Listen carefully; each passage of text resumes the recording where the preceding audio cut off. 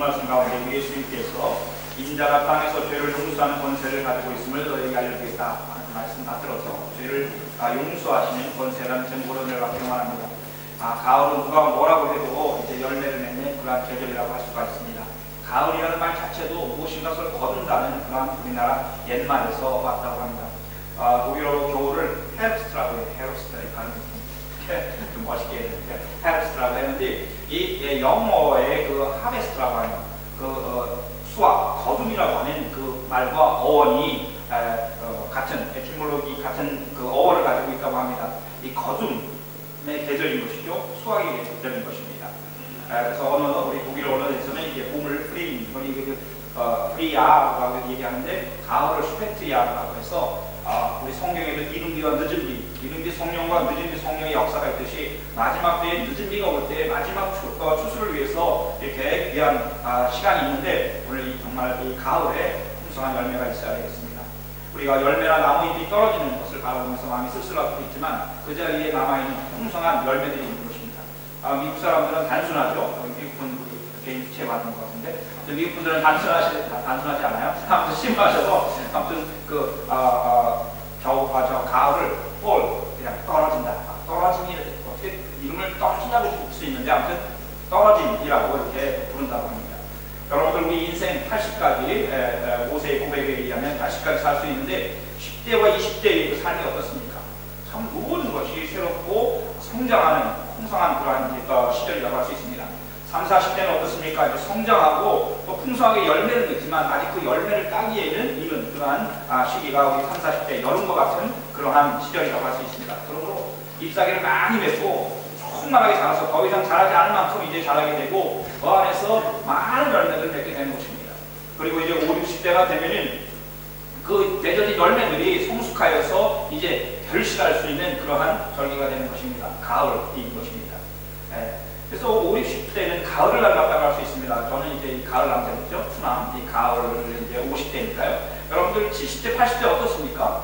저는 뭐 아직 잘 모르겠어요. 제가 뭐라고 말하기는 뭐라지만은 겨울은 이제 모든 것을 내려놓고 어떤 쉼의 그러한 시절이라고 할 수가 있습니다. 그래서 아름다운 아무것도 없는 것 같지만 그 가운데 그냥 힘들이 있는 그런 시절이라고 할 수 있습니다. 오늘 우리가 가을의 풍성함, 추수 이후의 빈들을 바라보면서 쓸쓸해하는 것이 아니고 마른 잎으로 힘없이 다 떨어지고 앙상한 나무를 바라보는 것이 아니고 그 풍성함 가운데 그 다 주고 남은 그 여유 또 새로운 것을 채워지기를 바라는 소망의 마음을 가져야 할 줄 믿습니다. 감사로 채워지는 그러한 시절이 되어야 하는 것입니다. 감사가 없는 사람은 아무리 풍성함이 있어도 다 헛된 것입니다. 우리가 시간의 흐름과 시절의 변화를 통해서 우리들 인생의 지혜를 이렇게 배워가는 것입니다. 하나하나 배워가는 것입니다. 젊었을 때 내가 나이 들어서야 어떤 상황을 이해하지 못하죠. 접이게 못합니다. 그러나 그 나이가 되었을 때 젊었을 때 이해하지 못하는 그런 부분들을 이해하게 되는 것처럼 우리가 이 시간의 흐름 속에서 우리가 거부할 수 없는 이 시간의 변화 속에서 하나님의 인도하심을 하나님이 모든 것을 주장하신다는 것을 하나하나 배워나가면서 겸손하여지고 또한 성숙하게 되어져야 할 것입니다. 때를 따라 열매 맺는 나무와 같은 삶을 살아야 되겠다.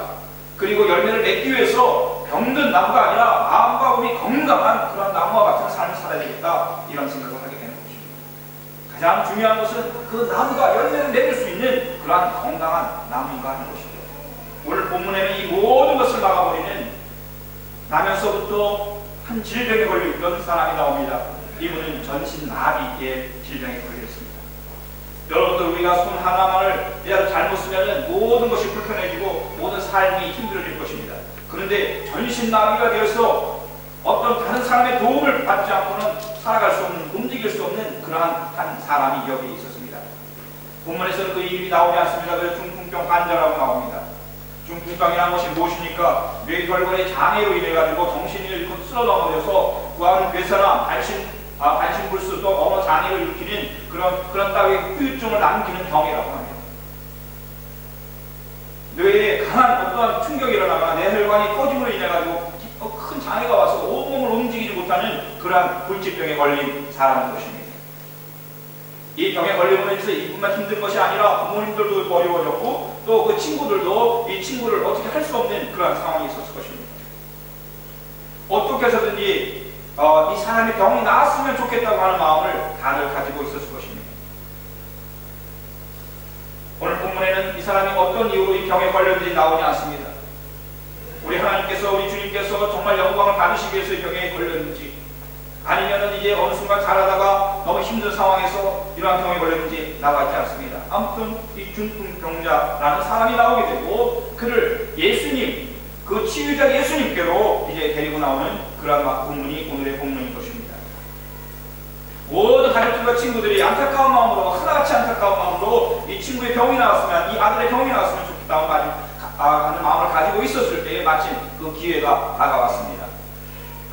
예수님의 제자들 요한, 베드로 혹은 야고보가 살고 있던 갈릴리 호숫가 동네였습니다. 이 호숫가의 아름다운 그 가버나움이라고 하는 위로의 마을이라고 하는 이 동네에 우리 예수님이 찾아와 가신 것입니다. 어느 집에 갔는지는 알 수 없습니다. 베드로 집에 갔는지 야고보의 집에 갔는지는 알 수 없지만 이 아름다운 마을에 우리 예수님이 찾아오신다는 소문을 이들이 들었고, 특히 가버나움에서 한 25km 떨어진 그 나사렛의 한 청년이 천국에 대해서, 하나님 나라에 대해서 설교를 하고 특히 비유로 말씀하시는데 너무 알기 쉽고 권위가 있어 보이고 예언자와 같은 그런 분이라고 하는 입소문이 나 있었습니다. 그런데 말만 설교하고 가르치는 것이 아니라 그를 통해서 많은 불치병들이 치유한다는 소문이 있었던 것입니다. 앉은 맹이가 일어나고, 보지 못하는 사람이 눈을 열게 되고, 듣지 못하는 사람이 귀가 열리는 이러한 일이 일어났다는 소문을 듣게 되었던 것입니다. 이 중풍병자의 친구들, 내 친구들이 이 소식을 듣고 이 친구를 예수님께로 데리고 가기로 했던 것입니다. 저는 오늘 본문에 이상하게 빠지는 분이 있어요. 꼭 나와야 할 분인데 나오지 않는 분이 있습니다. 누굴까요? 어머니. 저는 아마도 이 본문에 빠져있지만 이 어머니가 이 내 친구들에게 부탁했을 가능성이 많다고 생각합니다. 여러분들이 아무리 몸이 아프다고 해도 친구들이 여러분 병원에 데려가는 친구 있습니까? 아니, 괜찮아, 날 거야. 그냥 먹자, 마시자, 이러죠. 그러나 어머니들은 어떻습니까? 조금이라도 아프면 그래, 손잡고 병원으로 데려갑니다. 끌고 갑니다. 어떻게 데려가요? 아마 틀림없이 어머니가 이 내 친구들에게 간절히 부탁해서 나사렛 예수, 그분이 오셔서 마음의 기적을 행할 터인데 우리 아들 예수님께로 데려가서 좀 치유한 것 같게 해달라고 간절히 부탁했을 것입니다. 그래서 평상시에는 그렇게 무거워 보이지 않던 그 친구가 이제 데리고 가려고 하니까 얼마나 무거운지 모르겠습니다. 그래서 4명의 친구가 들것에 실어서 4명이 이렇게 잡고 그 친구를 눕혀가지고 이제 예수님이 있는 가버나움 어느 집으로 가게 됐습니다. 누구네 집에 갔는지는 알 수 없지만 예수님은 아마 그곳에서 좀 쉬고 싶으셨을 것입니다. 많은 사역을 하시고 귀한 말씀을 전하시고 이제 좀 힘을 얻기 위해서 한 사람의 집에 들어갔는데 그곳에 또 많은 사람들이 몰려오기 시작하는 것입니다. 어느덧 그 집안이 꽉 채워졌습니다. 예수님께서는 그들에게 이제 모였으니 하나님의 말씀을 전하기를 원하셨습니다. 그래서 설교를 막 하시려고 하셨습니다. 사랑하는 여러분, 천국은 이러이러한 것입니다 라고 막 말씀을 하려고 하는데 갑자기 천장이 무너지는 소리가 났습니다. 사건입니다. 사람들이 많이 모이면 밀고 미튼 가운데 큰 사고가 날 수 있습니다. 좁은 집에 수많은 사람들이 모였는데 천장에서 이상한 소리가 나니까 너무나도 다들 놀랐고 커다란 구멍이 뻥 뚫리면서 갑자기 그 아래로 환자 한 사람이 뚝 떨어지는 것이었습니다. 여러분들 얼마나 놀랐겠습니까? 아마 우리 예수님이 굉장히 당황스러우셨을 것입니다. 이런 경험은 처음이었을 것입니다. 우리 예수님 옷자락을 만지거나 살짝 만지거나 혹은 갑자기 예수님 앞에 무릎을 꿇고 저를 고쳐주시오, 치유해주시오 한 적은 있지만 수많은 사람이 있는 가운데 천장을 뚫고 내려오는 경우는 처음이었을 것입니다. 예수님께서 아마 그렇게 생각하시는지 모르겠어요. 해도 정말 너무한다. 아마 그렇게 생각하시지 모르겠습니다. 그런데 그 집을 뚫은 것도 아무튼 이상한 것입니다. 아마 그 천장의 환기를 위해서 살짝 이렇게 해놓은 그러한 나무로 해놓은 것을 뜯은지 모르겠습니다. 그런데 바로 내 친구들은 바로 분명히 우리 친구가 예수님 앞에 갔을 때에 그분께서 치유해 주셨다고 하는 그런 확신과 믿음이 있었던 것입니다. 본문에는 그저 이분들이 믿음이 있다고 나오지 않습니다. 예수님께서 그들이 믿음이 있는 그들의 행위가 믿음의 행위였다고 예수님께서 인정해 주셨던 것입니다. 말로 한 것이 아닙니다. 생각으로 한 것이 아닙니다. 그들은 병든 환자를 직접 예수님의 눈 앞에다가 데리고 왔던 것입니다. 이 열심이 있어야 하는 것이죠. 믿음을 보여준 것입니다. 믿음은 수상명사가 아닙니다. 아주 구체적인 명사인 것입니다. 이 중풍병자가 예수님 앞에 나왔을 때 예수님께서는 그 내 친구의 믿음을 칭찬하십니다. 야, 정말 너는 대단하다, 대단하다. 그들의 믿음을 보시고 중풍병 환자에게 이 사람아, 내 죄가 용서받았다 하고 예수님 말씀하셨습니다. 너무나 감사합니다. 내 친구의 믿음이 이 중풍병자에게 놀라운 예수님의 그 은혜가 임하도록 하셨고 그 믿음을 인정받았다는 것입니다.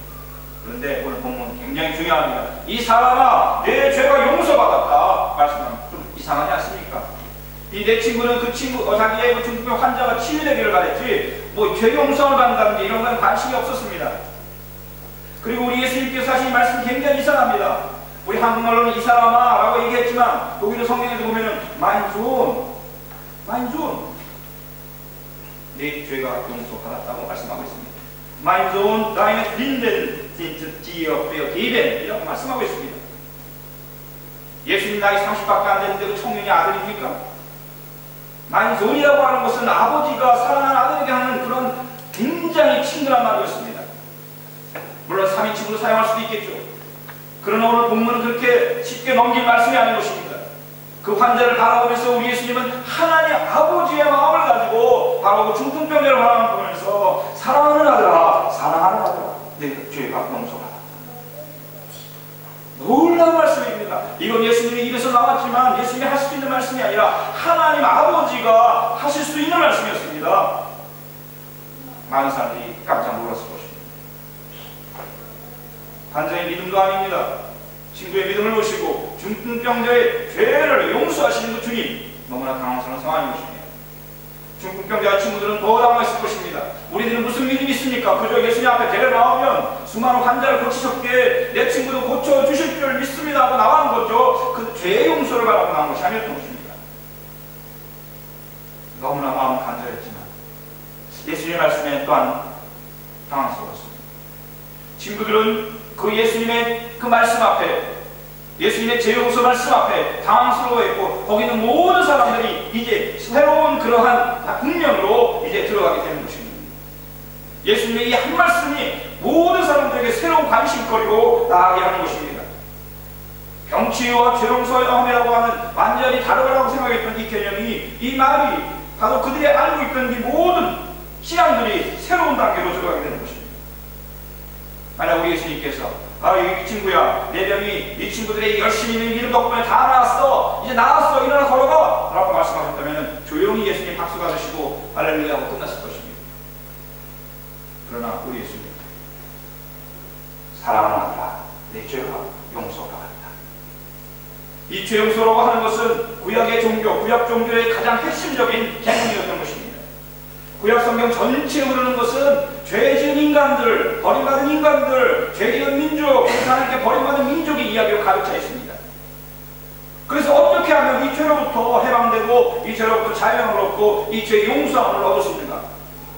이 본질적인 이 죄악, 우리가 이 원죄라고 하는 이 문제가 가득 있어서 이 원죄가 점점 많은 죄악을 낳음으로 인해서 죽음을 낳게 되었는데 수많은 죄악으로 확산되고 확대되었던 것입니다. 그것이 바로 21세기 우리의 모습인 것입니다.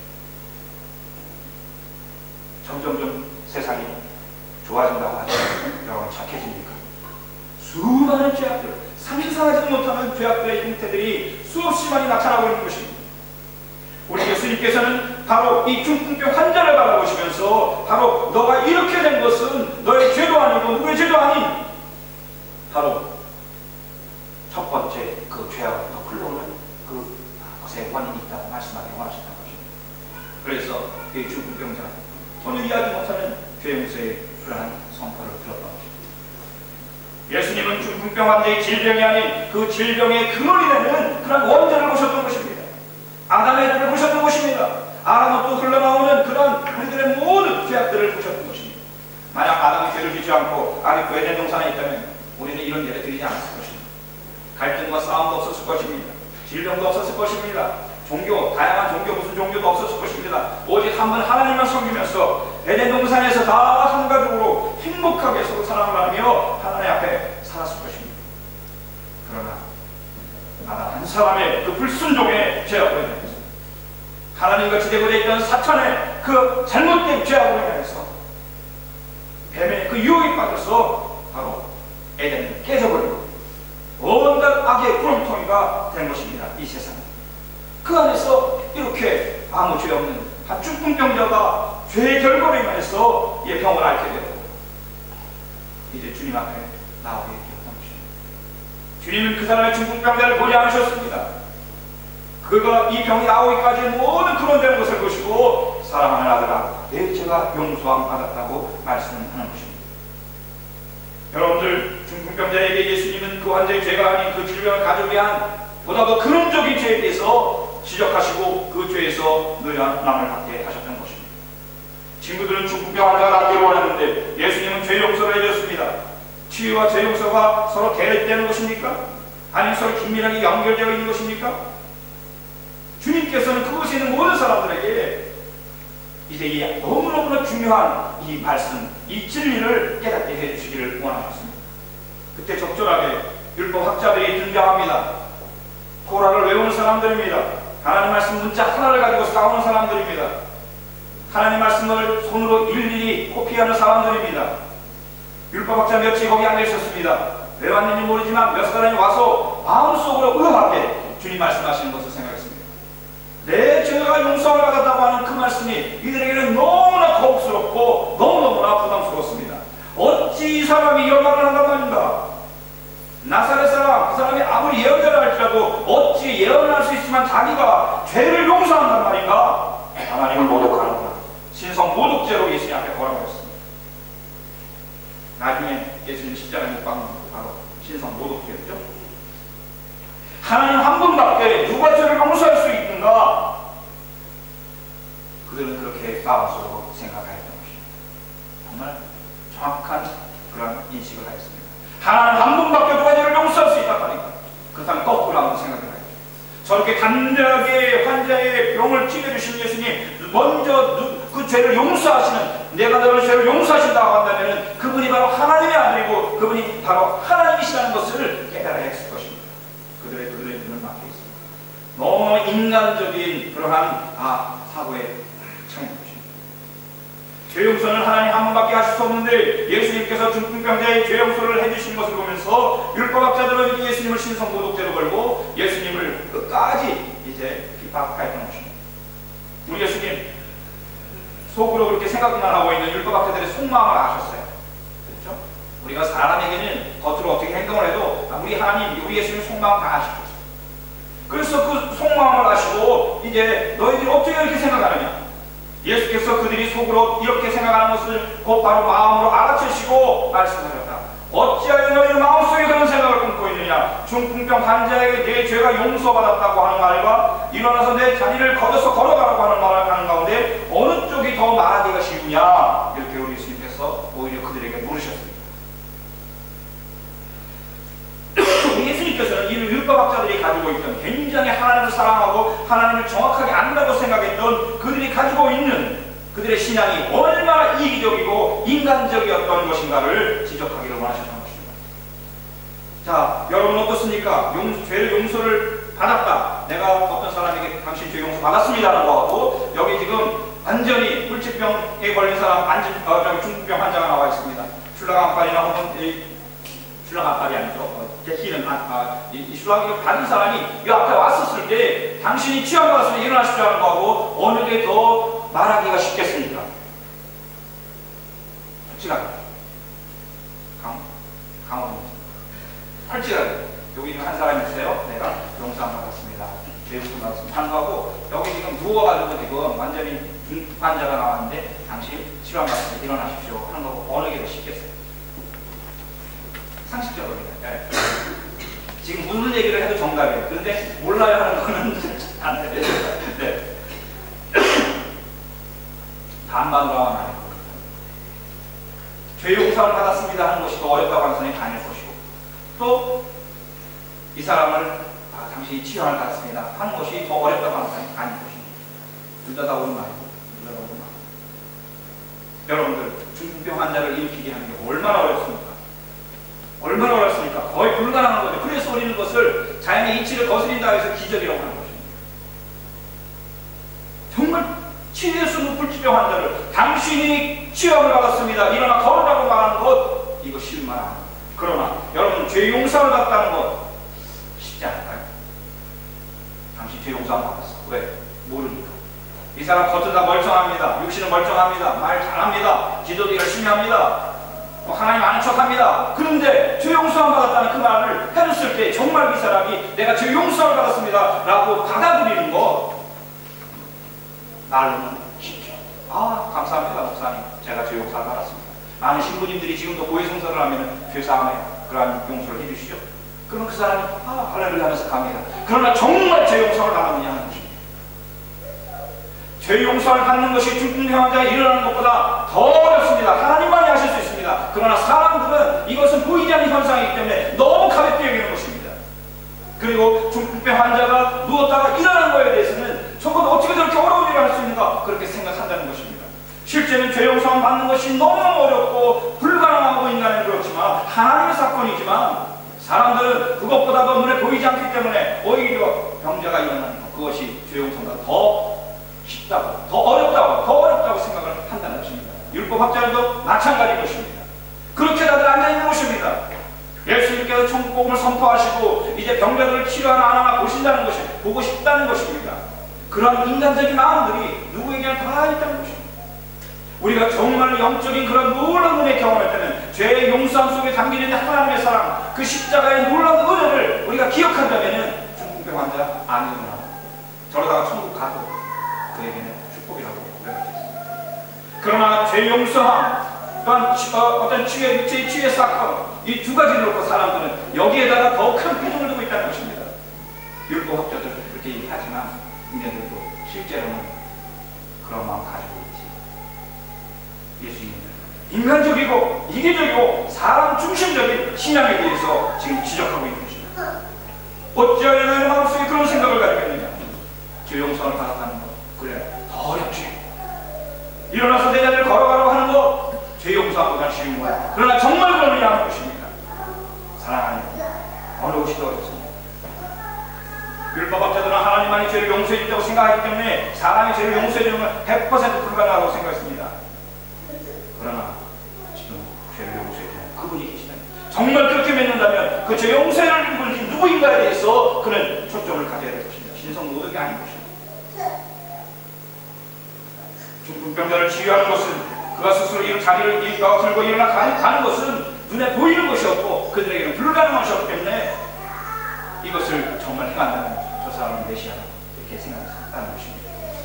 겉으로는 죄사함이 어렵다고 생각했지만 실제로는 어떻게 중풍병 환자가 일어날 수 있냐 하면서 더욱 그것을 어려운 가치로 생각했다는 것입니다. 우리는 이것을 인간적인 일이라고 하는 것입니다. 만약 나는 예수님께서 그 환자를 그 자리에서 세우셨다면, 일으키셨다면 사람들은 박수를 쳤을 것입니다. 그리고 야, 너 정말 대단한, 예수님 정말 대단한 사람입니다. 나사렛 예수신데 당신이 정말 대단한 사람입니다 라고 얘기하고 그 치유받은 중풍병자는 펄쩍 뛰면서 야, 내가 이렇게 놀라운 은혜를 체험했어 하면서 온 세상을 다니면서 간증했겠죠. 그 자리에 하나님 계시지 않을 수도 있습니다. 사랑하는 성도 여러분, 우리들이 어떤 치유 집회나 큰 은혜 집회나 큰 은혜를 받았으면 그 자리에서 하나님께 영광을 돌리는 사람이 몇이나 있습니까? 아, 그 강사님 대단하시다. 그 강사님 능력의 종이야. 계속 따라다니라고 합니다. 교회는 보이지도 않습니다. 하나님 보이지 않습니다. 그리고 치유받은 환자는 어떻습니까? 그 한 번의 치유의 경험을 통해 가지고 교만해져서 이제 나는 이 병을 치료받았으니 나는 하나님의 사람이 하면서 온 누리를 다니면서 간증을 하면서 결국 자기가 영광을 받는 것입니다. 여러분 어떻습니까? 그것보다 더 중요한 것은 바로 내가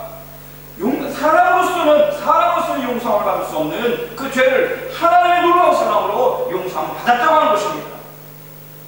오늘 이 자리에는 그 용서함을 경험한 사람과 경험하지 않은 사람, 두 종류의 사람이 있습니다. 우리 예수님께서 그러한 상황을 보시면서 그러나 바로 내가, 인자가 사람의 아들인 내가 땅에서 죄를 용서하는 권세를 가지고 있음을 너에게 알려주겠다. 내가 바로 하나님의 아들로 너희들의 죄를 용서해주기 위해서, 내가 십자가에 죽기 위해서, 너희들의 죄를 다 짊어지고 가기 위해서 죽어가는 하나님의 어린 양으로서 너희들에게 왔다. 그것을 내가 너희들에게 보여주겠다. 너희들에게 보여주겠다. 우리 예수님 중풍병 환자의 명령, 일어나서 내 자리를 걸어서 집으로 가거라. 여러분 얼마나 정확합니까? 얼마나 정확합니까? 중풍병 환자가 일어나서 걸어갈 때 모든 사람들이 놀랐습니다. 모든 사람들이 놀랐습니다. 하나님이 저 일을 하셨구나. 그런데 그 일을 하면서 그들은 어느 누구도 사람에게 초점이 가지 않았습니다. 하나님께서 죄 용서를 주신 저분이 저 일을 하셨으니 저분을 하나님이 원하신 분이시다, 하나님의 아들이시다 하는 것을 다 고백할 수 있었습니다. 왜 예수님께서 저 사람을 향해서 내 죄가 용서를 받았고, 사랑하는 아들아 내 죄가 용서를 받았다, 하나님과 어우러지고 깨어진 그 관계가 회복되었다는 것을 말씀하고 있는 것입니다. 아담 때문에 깨어졌던 그 죄악들, 아담의 후손으로 태어나면서 수없이 이어준 그 죄의 모든 너의 모습들이 이제 회복되었다. 예수님께서는 죄 용서가 중풍병자를 치유하는 것과는 비교할 수 없는 그러한 천상의 은총이요 기적이라는 것을 보여주셨다는 것입니다. 그리고 죄사하는 권세를 가지신 분이 오직 하나님 한 분뿐이셨기 때문에 바로 우리 예수님이 하나님이셨고, 바로 우리 예수님이 하나님의 아들이셨고, 죄를 용서해 주께서 친히 십자가에서 그 모든 죄를 지고 가신 하나님의 어린 양이었다는 것입니다. 놀라운 것입니다. 사람들이 이것을 치유와 죄사함의 이 사건이 같이 어우러지면서 모든 사람들이 입에서 할렐루야 하나님을 찬양합니다 하는 고백이 동시에 나왔다는 것입니다. 율법학자들도 아마 마음으로 그렇게 고백했을 것입니다. 내 친구들의 믿음, 우리들의 믿음, 자기들의 믿음이 뭔지 몰랐지만 이제 그 믿음이 하나님을 향한 믿음으로 변했을 것입니다. 중풍병자는 바로 그 예수님의 죄 용서함에 놀라운 은혜의 산증인이 되었습니다. 아마 초대교회의 큰 리더가 되었을 거예요. 사람들의 마음을 만족하게 해준다면 내 친구와 중풍병자가 주인공이 됐을 것입니다. 내 친구와 중풍병자가 큰일 했다고 사람을 박수쳤을 것입니다. 그리고 이 사건을 사람의 사건으로 만든 것이죠. 그러나 우리 예수님께서는 이 사건의 주인공을 하나님으로 제자리로 올려놓으셨던 것입니다. 내 아들아 죄사합니다. 일어나 걸어가라. 순서가 분명하죠. 중풍병뿐만 아니라 이 세상의 모든 악의 근원을 용서해 주시기 위해서 우리 주님 오늘도 찾아오십니다. 우리를 알고 제 용서를 주시고, 사랑하는 아들아 사랑하는 딸아 내 죄가 용서를 받았느니라. 이제 그렇게 살아라. 왜곡된 삶을 살아가지 말아라. 너의 힘들고 어렵고 지치는 너의 모습들, 중풍병자와 같이 너의 사지를 사용할 수 없는 완전히 마비가 된 그런 모습에서 이제 에스겔 물자기처럼 성령으로 인하여 새 생명으로 너가 회복되기를 원한다. 일어나 걸어가라. 죄 용서함 완전히 것입니다. 하나님과의 관계 회복의 원동들인 것입니다. 근원적인 죄로부터 용서를 받았을 때에 자유롭게 해주시는 그 하나님을 찬양하며 영광을 돌리게 된 것입니다. 그러자 주님께서 선포해 주시자 중풍병 환자가 벌떡 일어나 곧바로 모든 사람이 보는 앞에서 자리를 걷어서 나아갔다. 사람들은 모두 크게 놀라서 하나님을 찬양하고 우리는 이런 일을 전혀 본 적이 없다 하고 말했다. 거기 있는 모든 사람들은 1대1로 하나님을 만나는 그러한 은혜를 경험했을 것입니다. 그리고 우리들에게 더 중요한 것은 병치유의 사건이 아니라 죄사함의 사건이고, 바로 그 죄사함의 사건을 통해서 우리에게는 수많은 영적인 치유의 사건들, 우리의 인격적인 치유의 사건들, 우리의 삶에 회복되는 역사들, 또한 질병의 그 아픔까지 고쳐주시는 주님이 오늘도 우리에게 경험될 수 있다는 것을 우리 주님께서 말씀하신 것입니다. 오늘 사랑하는 우리 형제자매 여러분, 우리 율배교회 가는 한 성도 여러분, 오늘 이 시간에 여러분의 영혼에, 여러분의 삶에 풍성한 결실이 가득하시기를 간절히 축원을 드립니다. 그 은혜를 여러분 사모하게 해줄 줄 믿습니다. 오늘 그러한 여러분들에게 주님의 죄 용서의 선포와 놀라운 회복의 역사가 있기를 간절히 축원을 드립니다. 내가 내 죄를 용서한다. 사랑하는 아들아 사랑하는 딸아 내가 내 죄를 용서한다. 일어나서 내 자리를 걷어서 집으로 가거라. 가을에 주시는 풍성한 하나님의 은총이, 하나님의 축복이 가득하시기를 예수님의 이름으로 간절히 축원을 드립니다. 아멘.